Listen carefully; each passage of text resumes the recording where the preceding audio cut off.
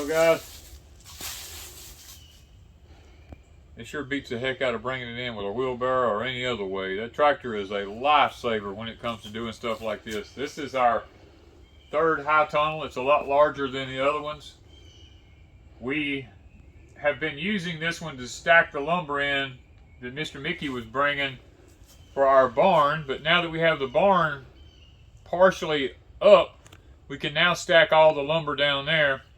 So now we're going to start getting this thing ready to utilize it for what we originally intended it for, which was our fruit trees. We want to be able to take our fruit trees from over at the house, bring them over here, especially the ones that can take the cold and need the cold. We want to put all of our peaches, apples, plums, all that kind of stuff in here and try to get this thing set up where we can grow all of our fruit in an enclosed high tunnel to help control some of the environment around it. Now, it may not be 100% foolproof, but it's a heck of a lot better than dealing with the elements outside. We've already proven that the stuff we raise in it, fruit-wise, is just fantastic. I mean, we have virtually disease-free stuff. And I know, guys, this is not a very conventional way to raise fruit, but here in the deep south, with all the weather manipulation and all that kind of stuff that's going on, we are trying to put as many things in our favor as we can, you know, to be able to have successful fruit harvest. And in here, once I get the doors on the end and get the screens and all in them and that kind of stuff, we can actually open this thing up, let the pollinators in when we want them in. If it's going to be extreme cold, we can close it down. We can open it up in the summertime. The sides roll up on it. The doors open on the ends. Everything airflow through here.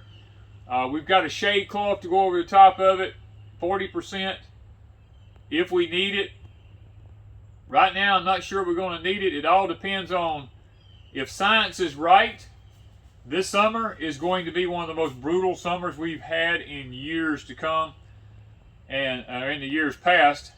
And if that's the case, then we'll be putting our shade cloth on it, and we'll be trying to, you know, get that utilized. But until then, we're just going to play it by ear and see how it goes.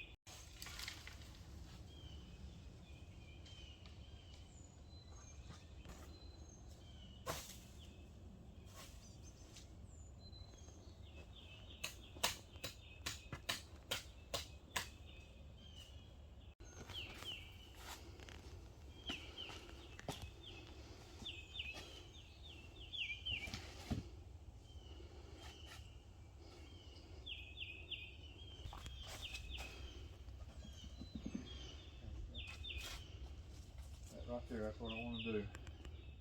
Yeah.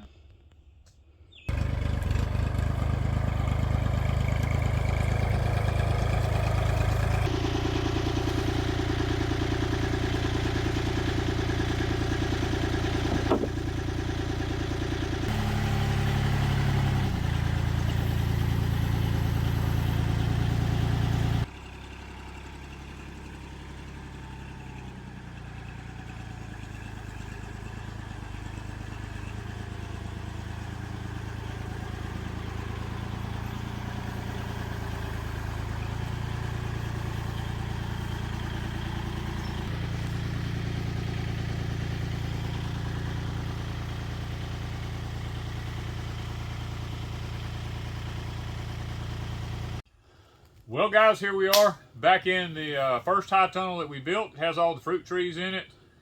We are redoing everything in here like we told you. This one's going to become a vegetable growing high tunnel and some citrus trees. But guys, right now we're moving all the apples and peaches and stuff like this over to the new high tunnel because it's a lot bigger and larger and stuff like that. But while we were doing this, guess what we found? You know, sometimes you just don't pay attention when you come out because it's like wintertime and you're not really thinking about certain things. When we started moving these trees, we found something that just popped right out at us. Well, guys, look at this. Here it is. Look at this still. Look at that.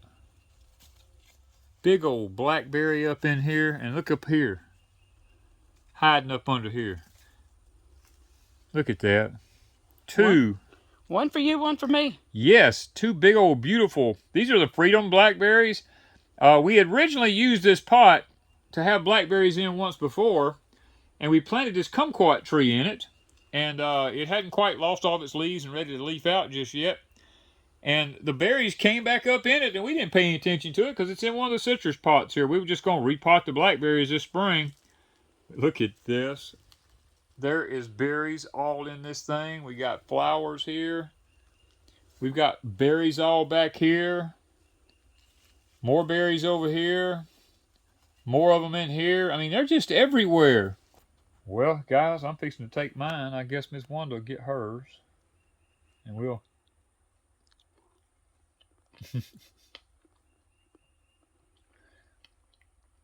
I really believe... First taste of spring. I believe they're actually sweeter than the summer ones. This gorgeous. It tasted first taste of spring. Isn't it amazing? Oh my word!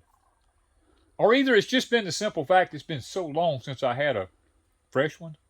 Not really that long because we had them up till like That's October, true. November. We did. Yes, we did. But I don't know if it was just really that sweet or if It's just... that sweet and it's springtime. Yeah, spring is in the air. Man, loving it. We moved these, what is this? What we say? This is what, 10? 1, 2, 3, 4, 5, 6, 7, 8, 9. Yeah, we took 10 pots out of the other high tunnel and doggone near cleaned it out. I mean, that's the difference in this big high tunnel and that smaller one. And I've still got enough room here for 1, 2, 3 more rows. I looked at Wanda and I told her, I said, you know what this means, don't you? This means we got to head back to town and buy more fruit trees. So we're going to at least put one more row of fruit trees over here. And we've talked about as soon as it warms up, we're going to move the bananas in here.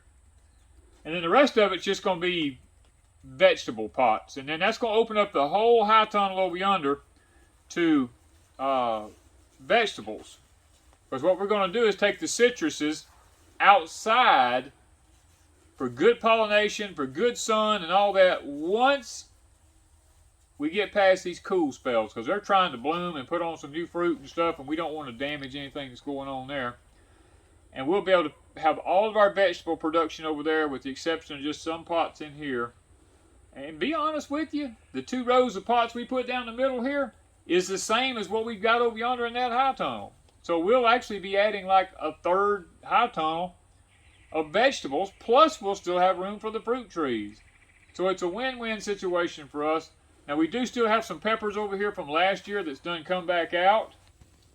These are the yellow Marconi peppers here. They were here last year, and I came in here and cut them off before the winter and actually put a blanket over them, and look, they're starting to pop back out.